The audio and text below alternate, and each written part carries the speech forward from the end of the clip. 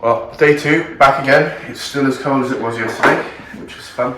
But essentially we're going to try and get it running. We've worked out loads of the parts and especially that Lucas Opus system.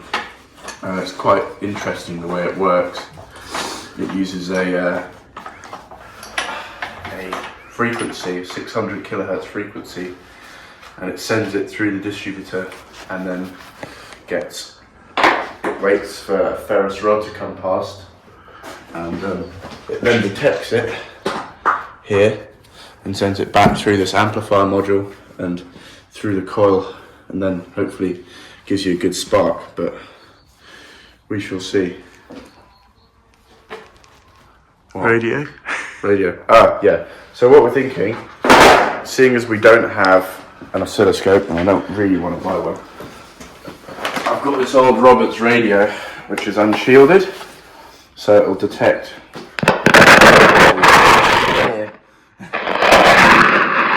near it.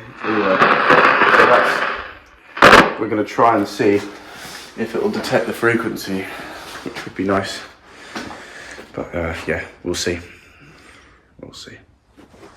Getting this spark system working, this ignition system, it can be quite difficult because it's quite a strange style of thing, and they're not very reliable. They can overheat, and so after 50 odd years you'd think probably not working, but turns out it was just body grounds, and there was no positive getting to the resistors, because I've just found out the hard way that the ignition system is working.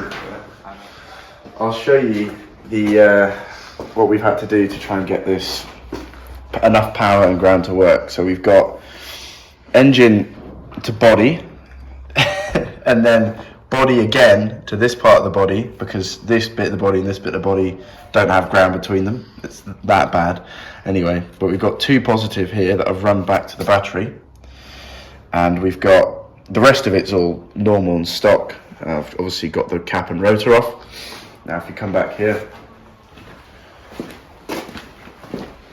we're just running a cable along. So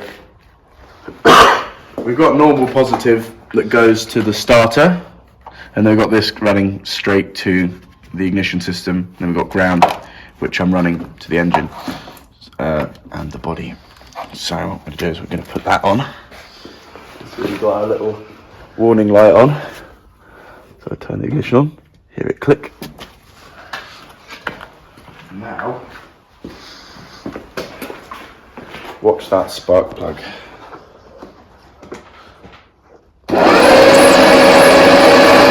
Yeah, we got spark. Brilliant. Not just an ugly face. Not just an ugly face.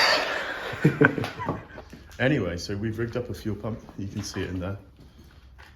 We've got the battery connected. We've got extra earth leads. And we're about to give it a go. We'll give it a go. I'm going to stop this for a minute. Fuel pump works. And put the other camera on. Okay. So we've got, but it's called the starter motor. Switch. Lone Wolf 3000.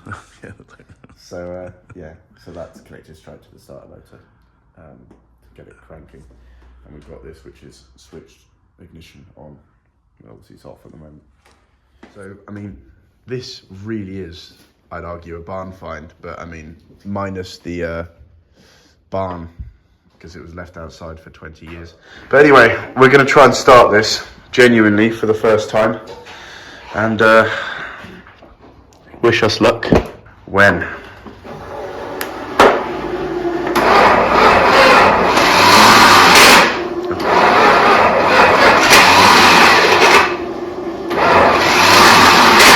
Right, stop it. Take 3, I think. Take 3. We realised that the body ground wasn't properly connected, that we connected the other day. And so that's all connected now at the back properly, hopefully. Right, wish us luck.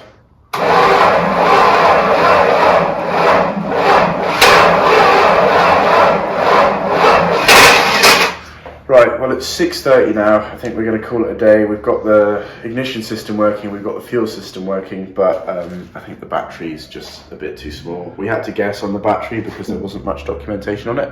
We looked in the book, and the Lucas one that it suggested, you can't find any information on it anywhere. So we had to guess from the size. I think it's 800 something cranking amps instead of 600. So we shall see. But with any luck, we'll be back tomorrow, and we will, as you can see, it's really, really cold. We'll be back tomorrow, and we'll get it working, I think. With a long, hard day, we've decided a pint's in order, and ironically, the first pint we got, it wasn't London Pride. It's the pint we got it's a Gun Brewery beer, but it's called Scaramanga, which is ironic considering we're doing an Aston Martin. So that's interesting.